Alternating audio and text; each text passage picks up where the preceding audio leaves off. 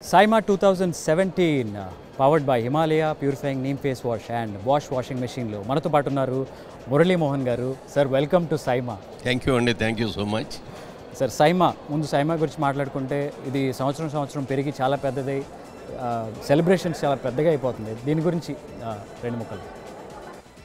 భారతదేశంలో నాకు తెలిసినంత వరకు ఇలా సౌత్ ఇండియన్ లాంగ్వేజెస్ 4తో పాటు హిందీ కూడా కలుపుకొని ఇంత పెద్ద ఎత్తున చేస్తున్న సంస్థ మరొకటి లేదు.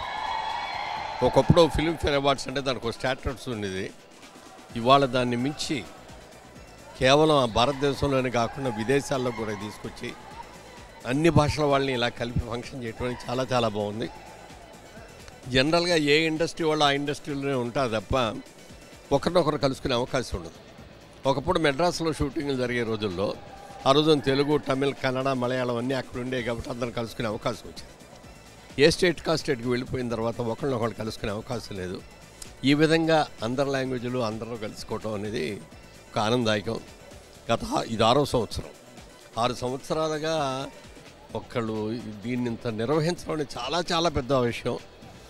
నిజంగా ఇది తెలుగువాడుగా ఈ సంవత్సరం తెలుగు ఇండస్ట్రీ నుంచి వచ్చిన ఇదిగా నేను చాలా గర్వపడుతున్నాను. డెఫినెట్గా ఇంకా ముందు మరింత మంచి పేరు తెచ్చుకోవాలని. ఈ సంవత్సరం మీకు అరుదైన ఒక మంచి గొప్ప పురస్కారం లైఫ్ టైం అచీవ్మెంట్ అవార్డు ఇవ్వబోతున్నారు. సో ఒకసారి వెనక్కి చూసుకుంటే, కెరియర్ చూసుకుంటే మీరు గబుక్కుని గుర్తొచ్చే సందర్భాలు ఏమిటి?